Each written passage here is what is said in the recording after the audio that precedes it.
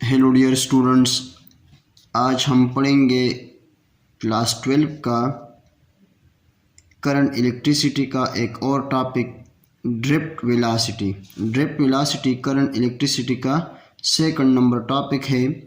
Second topic drift velocity है। Drift velocity के बारे में पढ़ते हैं कि ड्रिफ्ट वेलोसिटी क्या होती है। The average velocity with which free electrons move in a metallic conductor under the influence of electric field is called drift velocity। यानी फ्री इलेक्ट्रॉन्स जो है ये मेटालिक कंडक्टर में जिस एवरेज वेलोसिटी से मूव करते हैं उस एवरेज वेलोसिटी को हम कहते हैं ड्रिफ्ट वेलोसिटी। ये हमारे पास एक मेटालिक कंडक्टर है। इस मेटालिक कंडक्टर में इलेक्ट्रॉन जिस एवरेज वेलोसिटी से मूव करती है उस एवरेज वेलोसिटी को हम कहते हैं ड्रिफ्ट वेलोसिटी। ड्रिफ्ट वेलोसिटी को हम रिप्रेजेंट करते हैं वीडी से। ड्रिफ्ट वेलोसिटी को वीडी से रिप्रेजेंट किया जाता है और वेक्टर क्वांटिटी है। एक्सप्लेनेशन की तरफ आते हैं कि ड्रिफ्ट वेलोसिटी की एक्सप्लेनेशन क्या है। ड्रिफ्ट वेलोसिटी को पढ़ते हैं, इसकी एक्सप्लेनेशन की तरफ आते हैं। ये हमारे पास एक मेटालिक कंडक्टर है। इसके एंड्स के अक्रॉस एक नेगेटिव साइड है और एक पॉजिटिव, यानी ये चार्जेस इंड्यूस हुए इस मेटालिक के एंड्स पर। इस एंड पर पॉजिटिव चार्जेस इंड्यूस हुए और इस एंड पर negative charges. External electric field को हमने अप्लाई किया हुआ है पॉजिटिव साइड की तरफ। इंड्यूस्ड चार्जेस की वजह से इंड्यूस्ड इलेक्ट्रिक फील्ड बनता है। इंड्यूस्ड इलेक्ट्रिक फील्ड की डायरेक्शन जो है ये अपोजिट होती है एक्सटर्नल इलेक्ट्रिक फील्ड के। इलेक्ट्रॉन जो है ये मूव करते हैं in opposite direction of electric field, यानी इलेक्ट्रॉन जो है ये अपोजिट डायरेक्शन में मूव करेंगे, इन opposite direction of the electric field move करेंगे।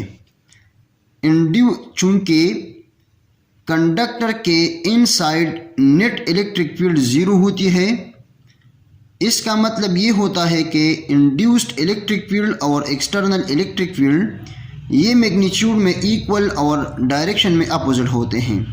तो इसकी वजह से नेट इलेक्ट्रिक फील्ड जो होती है इनसाइड द कंडक्टर वो ज़ीरो होती है। Since E net is equal to zero inside the metallic conductor, this means that E induced is equal to E external, यानी एक्सटर्नल इलेक्ट्रिक फील्ड और induced electric field एक दूसरे के बराबर है और एक दूसरे के अपोजिट डायरेक्शन में है। इसी वजह से net electric field inside the conductor क्या होती है, ज़ीरो होती है। In the absence of E net, चूंकि ई नेट ज़ीरो है, so in the absence of E net the electron still move inside the conductor. E net zero है लेकिन electron फिर भी मूव करते हैं in opposite direction of the electric field. Electron जिस velocity से inside the conductor move करते हैं उसकी वेलोसिटी बराबर होती है 10⁵ मीटर पर सेकंड। यानी इलेक्ट्रॉन जो है ये मूव करते हैं इन the absence of electric field और इलेक्ट्रॉन की वेलोसिटी जो होती है ये बराबर होती है 10⁵ मीटर पर सेकंड। ये इलेक्ट्रॉन इस डायरेक्शन में मूव करता है, ये इलेक्ट्रॉन इस डायरेक्शन में मूव करता है, ये इलेक्ट्रॉन इस डायरेक्शन में मूव करता है, ये इलेक्ट्रॉन इस डायरेक्शन में। इलेक्ट्रॉन जिस वेलोसिटी से मूव करती है इसको हमने u1 का नाम दिया। इस पहले इलेक्ट्रॉन की वेलोसिटी u1 है, दूसरे इलेक्ट्रॉन की वेलोसिटी u2 है, तीसरे इलेक्ट्रॉन की वेलोसिटी u3 है। u यहाँ पर रिप्रेजेंट करती है थर्मल वेलोसिटी को। u रिप्रेजेंट करता है थर्मल वेलोसिटी को। चूंकि electron inside the conductor random motion करता है, electron inside the conductor random motion करता है, तो इस रैंडमनेस की वजह से एवरेज वेलोसिटी जो होती है इलेक्ट्रॉन की ये ज़ीरो होती है। यानी वैसे तो इलेक्ट्रॉन 10 की पावर 5 मीटर पर सेकंड से मूव करता है, लेकिन ये इलेक्ट्रॉन जो है ये एक्चुअली रैंडम मोशन करता है। तो रैंडमनेस की वजह से ओवरऑल जो एवरेज थर्मल वेलोसिटी होते हैं ये सारे इलेक्ट्रॉन की क्या होती है, ज़ीरो होती है। So average thermal velocity is equal to zero and there is no net current in a conductor. चूंकि एवरेज वेलोसिटी जो होती है ये ज़ीरो के बराबर होती है, so there is no net current in a conductor. चूंकि इलेक्ट्रॉन रैंडम मोशन करता है तो रैंडमनेस की वजह से एवरेज वेलोसिटी ज़ीरो होती है, तो उसकी वजह से नेट करंट भी ज़ीरो होती है। The average thermal velocity can be found as, average thermal velocity को हम इस तरह फाइंड करते हैं, average thermal velocity is equal to U1 यानी पहले इलेक्ट्रॉन की वेलोसिटी प्लस U2 दूसरे इलेक्ट्रॉन की वेलोसिटी, इसी तरह इन number of electron divided by n। ये हमारे पास एक्सप्रेशन होता है एवरेज थर्मल वेलोसिटी की। लेकिन एवरेज थर्मल वेलोसिटी की ओवरऑल इलेक्ट्रॉन की क्या होती है, ज़ीरो होती है। क्यों? क्योंकि सारे इलेक्ट्रॉन जो है ये रैंडम मोशन करते हैं।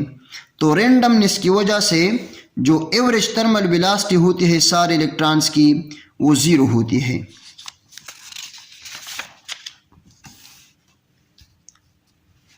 चूंकि अब अगर हम इन दोनों एंड्स को अगर हम वायर से कनेक्ट करते हैं, वायर की मदद से अगर हम बैटरी के साथ कनेक्ट करते हैं और एक्सटर्नल इलेक्ट्रिक फील्ड जो है ये पॉजिटिव एंड की तरफ है और इलेक्ट्रॉन जो है ये मूव करते हैं in opposite direction of the external field, तो ऐसा लग रहा है कि इलेक्ट्रॉन जो है ये इस पर फोर्स लगती है और फोर्स जो है इलेक्ट्रॉन पर बराबर होती है ई के।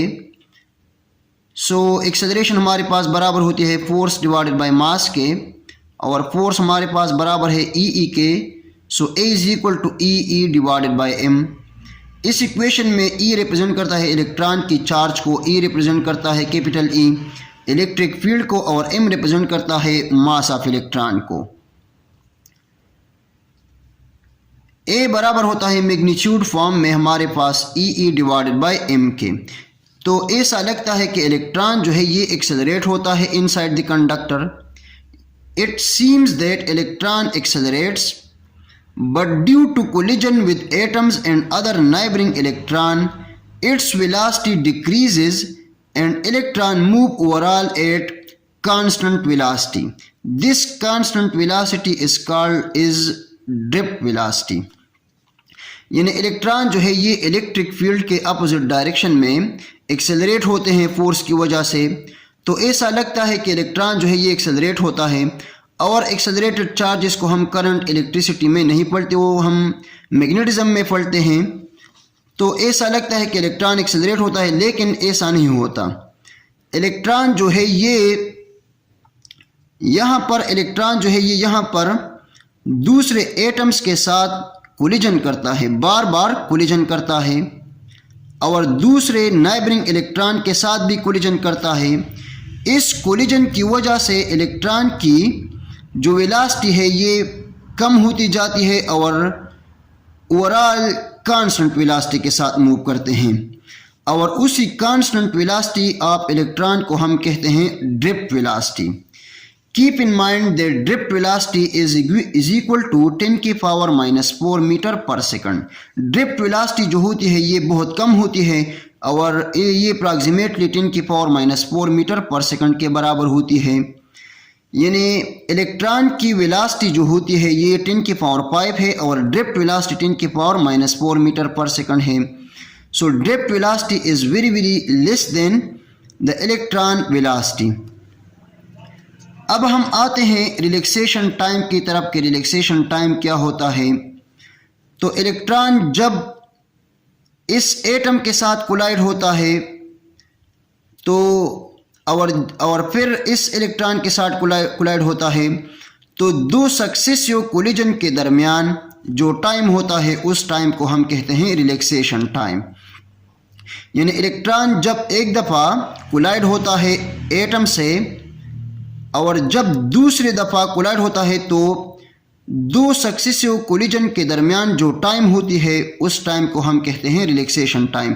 यानी इलेक्ट्रॉन एक दफ़ा कोलाइड हुआ जब दूसरी दफ़ा कोलाइड करेगा उसी दौरान जो टाइम होती है उस दौरान इलेक्ट्रॉन रिलैक्स हो जाता है।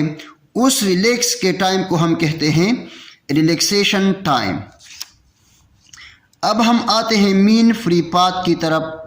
Distance between two successive collision, यानी दो सक्सेसिव कोलिजन के दरमियान जो डिस्टेंस इलेक्ट्रॉन कवर करते हैं उसको हम कहते हैं मीन फ्री पाथ। अब हम आते हैं ड्रिफ्ट वेलोसिटी को फाइंड करते हैं कि ड्रिफ्ट वेलोसिटी के लिए हमारे पास एक्सप्रेशन क्या होती है। So V D is equal to V average, यानी एवरेज वेलोसिटी ये ड्रिफ्ट वेलोसिटी होती है और ये हमारे पास बराबर होती है v1 plus v2 plus v3 up to vn divided by n। ये सारे इलेक्ट्रॉन्स के लिए वेलोसिटी हैं। सो ड्रिफ्ट वेलोसिटी को हम इस तरह लिख सकते हैं कि vd is equal to u1 plus u2 plus u3 up to un divided by n plus a into tau 1 plus tau 2 plus up to tau n divided by n। Tau represent करता है relaxation time को, यानी ये actually velocity का equation है v is equal to u plus 80, यानी first equation of motion है v is equal to u plus 80। चूंकि thermal velocity average thermal velocity हमारे पास 0 के बराबर होती है, so vd is equal to 0 plus a multiplied by tau. Tau represent करता है रिलैक्सेशन टाइम को। So vd is equal to 80, हमारे पास a बराबर था ई डिवाइडेड बाई m के, so vd is equal to E divided by m multiplied by tau. vd को हम represent करते हैं इस तरह भी कि vd is equal to lambda m divided by tau. यहाँ पर लेमडा m रिप्रेजेंट करता है मीन फ्री पाथ को। So v is equal to lambda divided by T, actually velocity का इक्वेशन है v is equal to s divided by T. यहाँ पर s जो है ये मीन फ्री पाथ लेमडा है और टाइम जो है ये टाउ है। तो v is equal to lambda divided by T. इस तरह भी हम ड्रिफ्ट वेलोसिटी को फाइंड कर सकते हैं इस इक्वेशन से। सो vd हमारे पास बराबर है E divided by m multiplied by tau के। चूंकि इलेक्ट्रिसिटी करंट इलेक्ट्रिसिटी में हम इलेक्ट्रिक फील्ड को नहीं पढ़ते बल्कि पोटेंशियल डिफरेंस को पढ़ते हैं, तो अब हम फाइंड करते हैं ड्रिफ्ट वेलोसिटी का रिलेशन पोटेंशियल डिफरेंस के साथ के ड्रिफ्ट वेलोसिटी का पोटेंशियल के साथ क्या ताल्लुक़ है। So as we know that v is equal to E D is equal to v divided by D. So vd is equal to यहाँ पर ई हमारे पास बराबर हुआ v डिवाइडेड बाई डी और e divided by m last equation से आया, इसी तरह टाउ भी लास्ट इक्वेशन से। So vd is equal to E V divided by M D multiplied by tau. तो ये drift velocity vd drift velocity को रिप्रेजेंट करता है और v पोटेंशियल को रिप्रेजेंट करता है। तो ये आता है हमारे पास ड्रिफ्ट वेलोसिटी का रिलेशन पोटेंशियल के साथ। इंशाल्लाह नेक्स्ट वीडियो में हम रिलेशनशिप को फाइंड करेंगे ड्रिफ्ट वेलोसिटी विद करंट, यानी ड्रिफ्ट वेलोसिटी का करंट के साथ क्या ताल्लुक़ है। तो रिलेशनशिप को पढ़ेंगे ड्रिफ्ट वेलोसिटी का करंट के साथ। आज का हमारा ये वीडियो यहाँ पर ख़त्म हो जाता है। Thank you very much and all the very best of luck.